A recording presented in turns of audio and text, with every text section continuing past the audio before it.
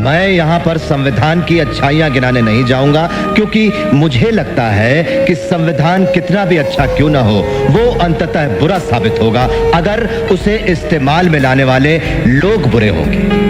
और संविधान कितना भी बुरा क्यों ना हो, वो अंततः अच्छा साबित होगा अगर उसे इस्तेमाल में लाने वाले लोग अच्छे होंगे। विश्व के सबसे बड़े लिखित संविधान के रचयिता डॉक्टर भीमराव अंबेडकर, जिन्हें अपने बचपन में घोर जातिवाद का सामना करना पड़ा, अपने स्कूल में उच्च वर्ग के विद्यार्थियों से दूर जमीन पर बैठकर पढ़ना पड़ता था, जिनके अपने बाल अपनी बड़ी बहन से कटवाने पड़ते थे, क्योंकि गांव का कोई नाई इन्हें हाथ लगाकर दूषित नहीं होना चाहता था, और जिन्हें समाज की इस घिनौनी विचारधारा की वजह से अपना सरनेम सकपाल से बदलकर अंबेडकर करना पड़ा था। फिर भी वो इतनी शिक्षा प्राप्त कर चुके थे कि उन्हें भारत का सबसे ज्यादा पढ़ा लिखा व्यक्ति माने जाने लगा। कैसे उन्होंने अपने लोगों के हक के लिए दशकों तक आवाज उठाई, क्यों बाबा साहेब अपनी सेहत पर ध्यान न देकर भारत के महान संविधान की रचना कर रहे थे, और आखिर में तो वो अपना धर्म ही बदल बैठे जो बौद्ध धर्म अपनाया। और इस धर्म को अपनाते वक्त उन्होंने कौन सी 22 प्रतिज्ञाएं ली थी जिन पर काफी विवाद हुआ था। आज जानेंगे बाबा साहब भीमराव अंबेडकर के जीवन से जुड़ी ऐसी ही कुछ अनसुनी अनकही बातें, लेकिन उसके पहले नए दर्शक जल्दी से चैनल को सब्सक्राइब कर दीजिए। 14 अप्रैल 1891 के दिन मध्य प्रदेश के महू जिले में रहने वाले रामजी मलोजी सकपाल और भीमाबाई के घर एक बेटे का जन्म होता है। मां भीमाबाई अपने बेटे का नाम भीमराव रखती हैं, जो अपने माता पिता की 13वीं संतान थे। 5 साल की उम्र में अंबेडकर का स्कूल में दाखिला करवाया जाता है, लेकिन छोटे से भीम को जल्द ही बात समझ में आ जाती है कि समाज में उनके परिवार के साथ भेदभाव किया जाता है। स्कूल में उन्हें स्टूडेंट्स के डेस्क से दूर कोने में जमीन पर बिठाया जाता था। लंच ब्रेक में उन्हें उस बर्तन से पानी नहीं पीने दिया जाता था जिससे बाकी बच्चे पानी पीते थे। उनके बचपन से जुड़ा एक आंखों में आंसू ला देने वाला किस्सा यह है कि एक बार भीमराव और उनके बड़े भाई को गर्मियों की छुट्टियां मनाने के लिए गोरेगांव जाना था, जहां उनके पिता कैशियर की नौकरी करते थे। दोनों भाई ट्रेन में बैठकर गोरेगांव पहुंच जाते हैं, लेकिन काफी देर इंतजार करने के बावजूद उनके पिता रामजी सकपाल उन्हें लेने के लिए स्टेशन नहीं पहुंचते। भीमराव और उनके भाई ने साफ सुथरे कपड़े पहन रखे थे और उनके चेहरे पर मासूमियत झलक रही थी। जो देख स्टेशन मास्टर इनके पास आकर पूछता है, तुम कौन हो और कहां जा रहे हो? तभी भीमराव बिना कुछ सोचे समझे ये बता देते हैं कि वो महार जाति के दलित हैं, जो सुनकर स्टेशन मास्टर के चेहरे के भाव बदल जाते हैं और वो इन्हें बिना कुछ कहे वहां से चला जाता है। कुछ देर बाद दोनों भाई अपने पिता तक पहुंचने के लिए एक बैलगाड़ी किराए पर लेने की सोचते हैं, लेकिन बैलगाड़ी चालकों तक की भी बात पहुंच चुकी थी कि ये लोग अछूत और अस्पृश्य वर्ग के हैं और वो इनसे बात भी नहीं करना चाहते थे। काफी ठोकरे खाने के बाद एक बैलगाड़ी वाला इन्हें सवारी देने के लिए मान गया, लेकिन उसने इनसे दोगुना किराया मांगा और कहा बैलगाड़ी तुम्हें खुद ही चलानी होगी, और वो बैलगाड़ी से पैदल चलने लगा क्योंकि उन्हें इनसे दूषित होने का डर था। यह घटना भीम के दिमाग पर काफी गहरा प्रभाव डालती है, जिसके बाद उनका ध्यान हर उस घटना पर जाने लगता है जिसमें उन्हें लोगों ने अलग और अछूत महसूस करवाया था। इसी तरह गांव का कोई नाई इनके बाल भी नहीं काटता था, बल्कि इन्हें घर ही अपनी दादी से बाल या दीदी से बाल कटवाने पड़ते थे। इन्हें गांव के मुख्य कुएं से पानी खींचने पर मनाही थी और कोई बड़ा वर्ग इन्हें अपने घर में प्रवेश तक नहीं करने देता था। इसी तरह बचपन से ही भीम को जातिवाद का अनुभव हुआ और वो हमेशा इसे बदलने के बारे में सोचने लगे, लेकिन इस भेदभाव के बावजूद उन्होंने अपनी पढ़ाई लिखाई से ध्यान नहीं हटाया। भीमराव की किस्मत कुछ मायनों में अच्छी भी थी, जैसे कि स्कूल में कृष्णजी केशव अंबेडकर नाम के टीचर थे, जो ऊंची जाति के होने के बावजूद भीमराव को पसंद करते थे, और उन्होंने ही भीमराव सकपाल को अपनी सरनेम देकर भीमराव अंबेडकर बनाया था, ताकि उच्च शिक्षा के दौरान उनके साथ भेदभाव ना हो। साथ ही पिता रामजी मालोजी सकपाल बेटे भीमराव को अच्छी शिक्षा दिलवाने के लिए मुंबई ले आए। अब यह शहर तो बहुत ही आधुनिक था, लेकिन यहां भी दलितों के प्रति लोगों की सोच उतनी ही छोटी थी। इसलिए जब भी भीमराव अंबेडकर की असली पहचान सामने आती, उन्हें जातिवाद का सामना करना पड़ता। खैर, पढ़ाई में ध्यान देते हुए उन्होंने 17 साल की उम्र में मैट्रिक की परीक्षा पास कर ली। अपने समुदाय में मैट्रिक पास करने वाले वो पहले इंसान थे। इसी साल भीमराव की शादी रामाबाई से करवा दी गई। मगर शादी के बाद भी भीम ने पढ़ाई जारी रखी और अगली इंटरमीडिएट परीक्षा डिस्टिंक्शन के साथ पास की। लेकिन अब उन्हें आगे पढ़ने के लिए उनके पिता के पास पैसे नहीं थे। लेकिन वो कहते हैं ना, जहां चाह होती है वहां राह होती है। और भीमराव आम्बेडकर के जीवन में चमत्कारिक घटनाओं का घटना शुरू हो गया। आपको बता दें कि जब बड़ोदरा के महाराज ने उन्हें पढ़ने के लिए स्कॉलरशिप दी, जिससे उन्होंने न सिर्फ बीए की पढ़ाई पूरी की बल्कि 1913 में उन्होंने अमेरिका जाकर यूनिवर्सिटी ऑफ कोलंबिया से मास्टर्स में दाखिला लिया। 2 साल में उन्होंने एमए की पढ़ाई पूरी की और अगले ही साल अपनी पीएचडी थीसिस भी पूरी कर ली। जिसके बाद भीमराव लंदन चले गए, जहां उन्होंने London school of economics join किया। लेकिन स्कॉलरशिप पूरी हो जाने की वजह से वो अपनी पढ़ाई पूरी नहीं कर पाए और बड़ौदा वापस लौट आए, जहां उन्होंने सिविल ऑफिसर का पद हासिल कर लिया। लेकिन यहां भी जातिवाद ने उनका पीछा नहीं छोड़ा और भेदभाव के चलते उन्होंने नौकरी छोड़ दी।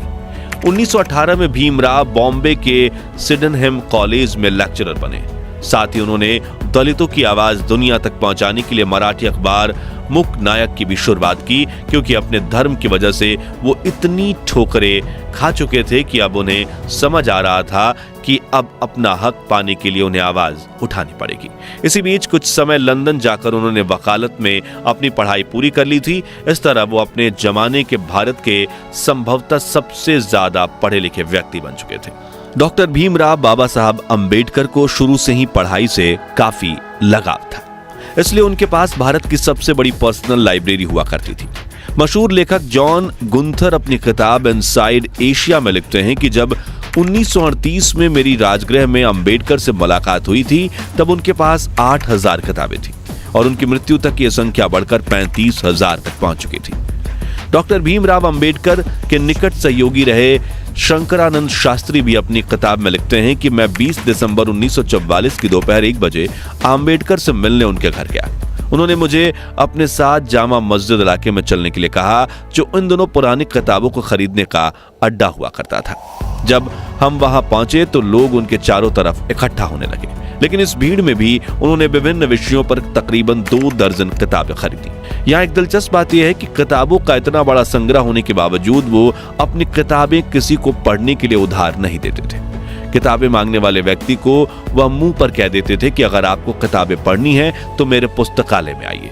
किताबों के प्रति उनकी भक्ति इस हद तक थी कि वो जैसे ही घर पहुंचते अपने पुस्तकालय में चले जाते। उनके पास कपड़े बदलने का समय तक नहीं होता था, फिर वो एक पुस्तक चुनकर पढ़ने बैठते थे। उनके अनुयायी बताते हैं कि रात में अम्बेडकर अपनी पढ़ाई में इतना खो जाते थे कि उन्हें बाहरी दुनिया का कोई ध्यान नहीं रहता था। अम्बेडकर जी अपने स्टूडेंट्स से कहते थे कि तुम्हारे पैरों में जूते भले ना हो, लेकिन तुम्हारे हाथों में किताब अवश्य होनी चाहिए। खैर, बाबा साहब अम्बेडकर की लाइफ जर्नी पर वापस आए तो वर्ष 1924 में उन्होंने बहिष्कृत हिताकरणी सभा के नाम से एक एसोसिएशन की शुरुआत की, जिसका काम दलित विद्यार्थियों के लिए हॉस्टल, स्कूल और मुफ्त लाइब्रेरी स्थापित करना था। साथ ही वो कई सभाओं में हिस्सा लेकर दलितों की समानता को लेकर सवाल उठाने लगे। फिर चाहे 1972 का महार सत्याग्रह हो, गोलमेज सम्मेलन हो या फिर संविधान सभा में दलित अधिकारियों के लिए आवाज उठाना हो। इस बीच उन्होंने ये बात नोटिस करी कि महार जाति जिस हिंदू धर्म को मानती है, उसी धर्म की बाकी जातियां उनके साथ अछूत व्यवहार करती है। इसलिए उन्होंने 13 अक्टूबर 1935 के दिन नासिक में आयोजित एक सभा में उन्होंने ये घोषणा की कि वो हिंदू धर्म छोड़ने का फैसला ले चुके हैं। पहले तो महार जाति के कुछ लोगों को झिझक हुई, लेकिन 1936 में बाबा साहब ने महार सम्मेलन में मुक्ति कोण पथे यानी मुक्ति क्या है नाम से एक भाषण दिया, जिसमें उन्होंने तर्क के साथ समझाया कि दलितों को अपना धर्म परिवर्तन क्यों करना चाहिए। लेकिन अगले 20 साल तक वो ये तय नहीं कर पाए कि उन्हें कौन सा धर्म अपनाना चाहिए। शुरुआत में बाबा साहब का झुकाव इस्लाम धर्म की ओर था, फिर उन्हें आर्य समाज और सिख धर्म अपनाने का भी सुझाव दिया गया, जिसके बाद उन्होंने ईसाई धर्म के इतिहास को समझने की कोशिश की और दुनिया के कई धर्म तलाशे। लेकिन फिर 1955 में उन्होंने बौद्ध धर्म अपनाने का फैसला लिया। लेकिन उन्होंने बौद्ध धर्म ही क्यों चुना? तो इस सवाल का जवाब उन्होंने खुद अपने article Buddha and the future of his religion में दिया है, जिसमें उन्होंने लिखा है कि हिंदू, ईसाई, इस्लाम और बुद्ध धर्म की गहरी तुलना करने के बाद कहा कि बुद्ध किसी ईश्वर के पुत्र, पैगंबर या खुद ईश्वर नहीं बल्कि एक इंसान होने का दावा करते हैं। उन्होंने एक इंसान के रूप में ही अपने धर्म का प्रचार प्रसार किया। साथ ही गौतम बुद्ध ने कभी भी चमत्कार या अलौकिक शक्ति का दावा नहीं किया और इससे काफी ज्यादा वो प्रभावित हुए। इसके अलावा बौद्ध धर्म में बाबा साहब को बाकी धर्मों से ज्यादा तार्किकता और गलती करने की गुंजाइश भी दिखी। इसके अलावा उन्होंने अपने इस लेख में कई बातों का उल्लेख किया है, जिसे आप गूगल सर्च करके डिटेल में पढ़ सकते हैं। खैर, बाबा साहब के इस लेख पर भी काफी सवाल खड़े हुए थे और बाकी धर्मों के लोग उनसे खफा भी हो गए थे, लेकिन उन्होंने अपना धर्म बदलने का फैसला लिया था। इसलिए 14 अक्टूबर 1956 के दिन बाबा साहब आम्बेडकर अपने 3,65,000 समर्थकों के साथ नागपुर में पूरे विधि विधान से बौद्ध धर्म को अपना चुके थे। इस दौरान उन्होंने 22 ऐसी प्रतिज्ञाएं ली थीं जिन पर पूरे देश में विवाद हुआ था। साथियों, ये प्रतिज्ञाएं सही हैं या गलत, ये तय करना हमारा फैसला नहीं है और ना ही हम इसके समर्थन में हैं या इसके खिलाफ हैं, बल्कि हमारा काम आपको सिर्फ इतिहास के बारे में बताना है। तो चलिए उनमें से कुछ प्रतिज्ञाओं के बारे में जानते हैं। मैं ब्रह्मा, विष्णु और महेश में ना विश्वास रखूंगा और ना पूजा करूंगा। मैं राम और कृष्ण जो भगवान माने जाते हैं उनमें आस्था नहीं रखूंगा। मैं गौरी और गणपति और अन्य देवी देवताओं में आस्था नहीं रखूंगा। मैं भगवान के अवतार में विश्वास नहीं करता। मैं कभी नहीं मानूंगा कि भगवान बुद्ध विष्णु के अवतार थे। मैं हिंदू धर्म का त्याग करता हूं जो मानवता के लिए हानिकारक है और मुझे विश्वास है कि मैं धर्म परिवर्तन द्वारा फिर से जन्म ले रहा हूं, वगैरह।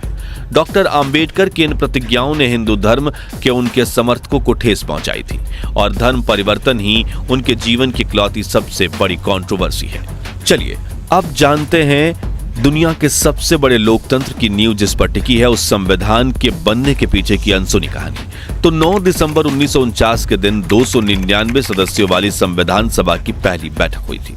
इस सभा ने 1946 से 1949 के बीच उथल पुथल भरे 3 सालों में काम किया।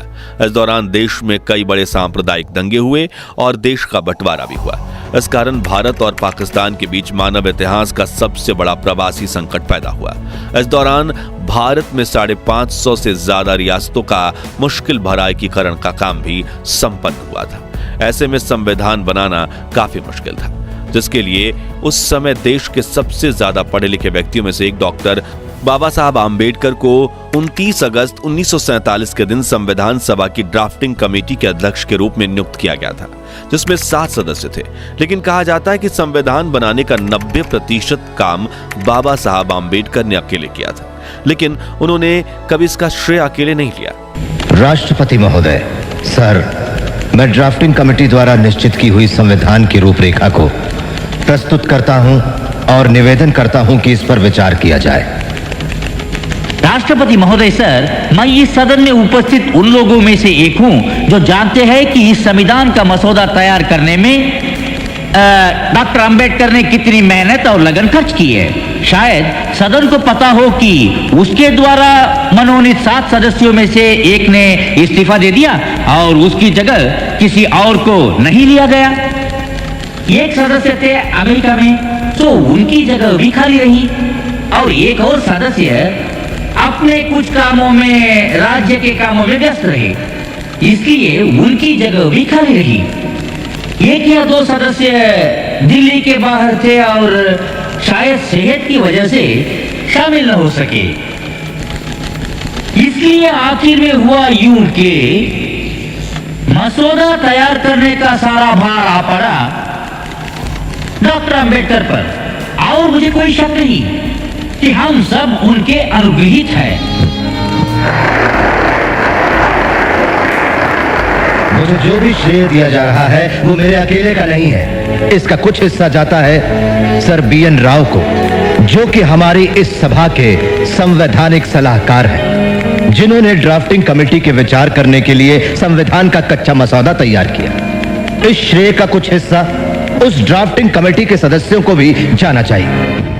लेखक अशोक गोपाल के हाल ही में डॉक्टर अंबेडकर की जीवनी पर लिखी एक किताब, जिसमें उन्होंने बताया कि डॉक्टर अंबेडकर ने कैसे अपने खराब स्वास्थ्य से जूझते हुए तमाम मतभेदों को दूर करके दुनिया के सबसे बड़े संविधान में से एक को तैयार किया।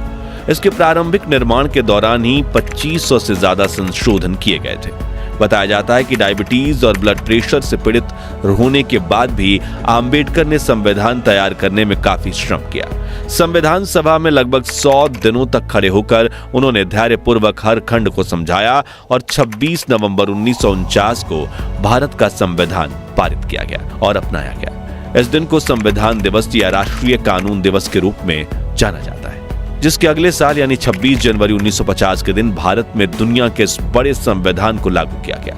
इसलिए 26 जनवरी को हम गणतंत्र दिवस के रूप में मनाते हैं। संविधान निर्माण के कुछ साल बाद डॉक्टर राजेंद्र प्रसाद ने स्वीकार किया कि आम्बेडकर ने संविधान के कुशल पायलट की भूमिका निभाई। वहीं 6 दिसंबर 1956 के दिन बाबा साहब के निधन के बाद प्रधानमंत्री जवाहरलाल नेहरू ने भी कहा था कि संविधान बनाने में डॉक्टर अम्बेडकर से ज्यादा ध्यान किसी ने नहीं दिया और न ही किसी और ने उतनी परेशानी उठाई। तो दोस्तों, ये थी बाबा साहब भीमराव अंबेडकर के जीवन की कुछ अनकही अनसुनी कहानियां। अगर आप भी बाबा साहब के जीवन के संघर्ष, मेहनत और विचारधारा से प्रभावित हैं तो कमेंट बॉक्स में उनकी तारीफ के 2 बोल जरूर लिखिए। वीडियो अच्छा लगा हो तो इसे लाइक और शेयर करके हमें सपोर्ट कीजिए और सियासी जगत से जुड़ी ऐसी दिलचस्प कहानियां सुनते रहने के लिए हमारे चैनल को सब्सक्राइब करके पास वाली घंटी जरूर बजा दीजिए। धन्यवाद।